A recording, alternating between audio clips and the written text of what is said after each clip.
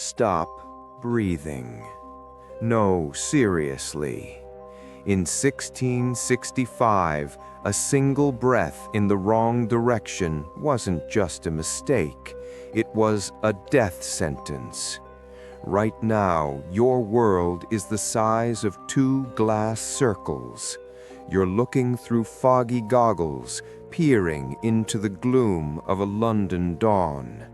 Your face is trapped inside a heavy leather beak, a primitive gas mask stuffed with dried roses, crushed mint, lavender, and incense. You think the herbs are for the smell? No. You think they are a physical shield against the miasma, the invisible ghost of death that floats through the streets. It's 100 degrees inside this suit. Before you left your room, you underwent the ritual. You put on the long breeches, the heavy tunic, the floor-length cloak made of goatskin leather. Then you did the one thing that truly haunts your senses. You smeared thick, yellow animal fat, suet, over every inch of the leather. You are a walking grease fire. You believe the fat makes the leather slick, so the plague particles slide off you like rain off a roof. You are a plague doctor. Everyone you know is dead, and the people still alive, they think you are the monster. But here's the terrifying part. Everything we thought we knew about how these men survived was just proven wrong by a 2025 DNA discovery.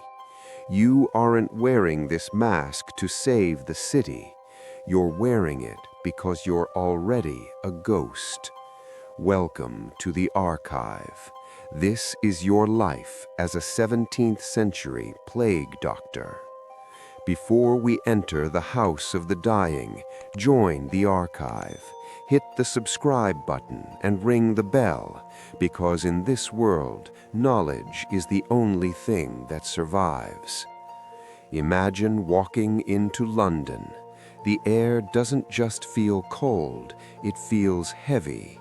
It tastes like copper and rotting meat. Every shop is shuttered. The only business left is death. You tighten the leather straps around your throat, feeling the sweat trickle down your spine. The king has fled to Oxford.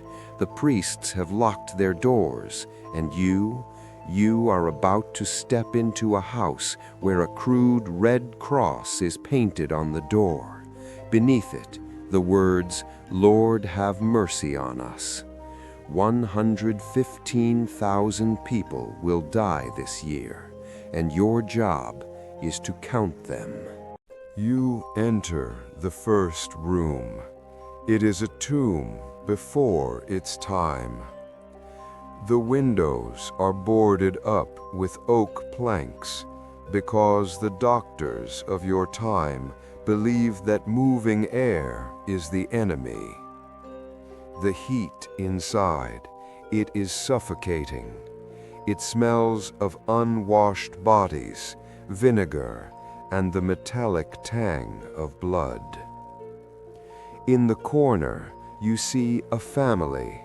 They are huddling together for warmth, but they are already miles apart.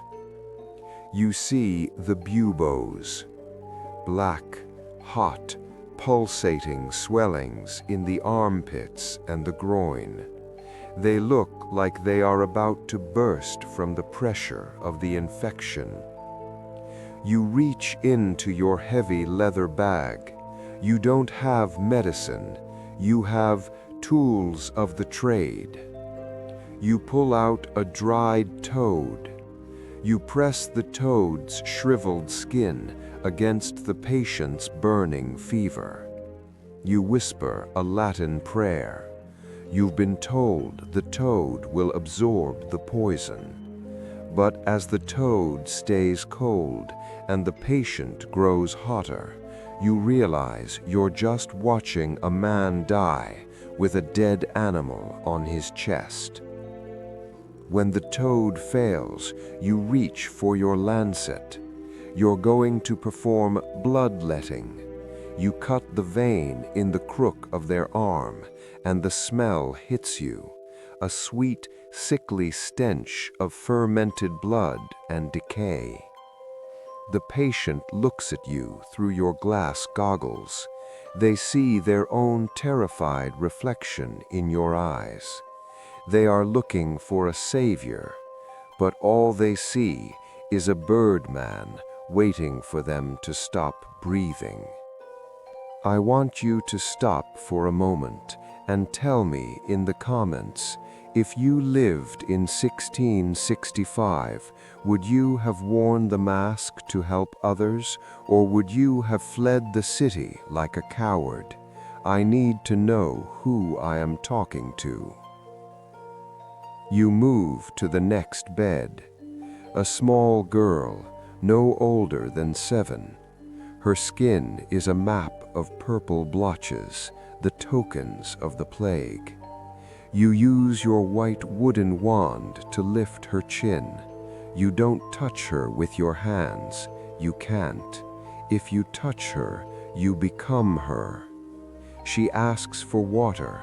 You give her a sponge soaked in vinegar.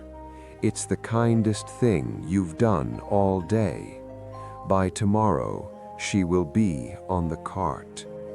Outside, the city is screaming. You walk past the flagellants, hundreds of men, bare-chested, wandering through the mud and the filth. They are whipping their own backs with metal-tipped cords until the cobblestones turn red. Crack, crack, crack. They believe God is angry. They believe the plague is a whip, and they want to show him they are sorry. You find yourself wondering who is more insane, the men whipping themselves, or you? You wearing a bird mask and pressing live chickens against the sores of dying men to draw out the humors. The social contract is dissolving. You see a woman sitting on a doorstep, cradling a bundle of rags as if it were a baby. You see a man murdered over a loaf of salted bread, and no one stops him. The city is on fire, not from a flame, but from a fever. Huge bonfires are lit at every street corner. They burn sulfur and tar, hoping the thick smoke will kill the air. It doesn't kill the plague, it only makes it harder for the survivors to breathe. Civilization is only held together by the assumption that we will all wake up tomorrow. When that assumption vanishes, the monsters come out. If you're glad you live in 2026 and not 1665, leave a like on this video. It's the only way to let the algorithm know we are still here in the light. You go home to your small room. You strip off the grease-covered leather. You wash your skin in vinegar until it burns. You realize you haven't spoken a real word to another human being in weeks. You are a ghost among the living. For centuries, we believed you were a failure. We mocked your mask. We laughed at your toads. But in 2025, geneticists made a chilling discovery. They exhumed a plague pit in London and extracted DNA from the teeth of those who died in 1665. The plague didn't just go away, it evolved us. The new evidence suggests that the survivors, the ones you couldn't save, developed a specific mutation, the ERA2 gene. If you are alive today, There is a high chance you exist because your ancestor was one of the few whose immune system could see the plague. But that gene, it's a double-edged sword. It is linked to Crohn's disease and respiratory issues today. The plague is still inside you. It is part of your DNA. The mask didn't save the doctor. The tragedy of the past rewritten the future of the human race. This archive is now closed, but the vault is full. Click the video on your screen now to experience your life as a Victorian resurrectionist.